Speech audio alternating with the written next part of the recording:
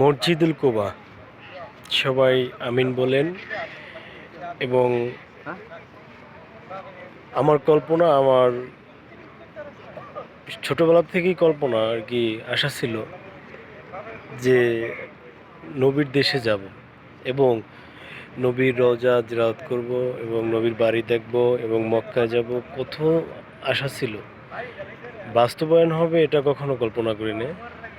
আজকে আমি নিজেই অবাক যে আল্লাহ আমার আশাগুলো পূরণ করেছে এবং আমি এখানে আসছি, মসজিদুল কুবায় নামাজ আদায় করলাম।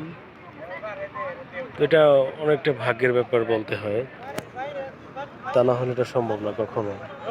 আপনারা দেখেন।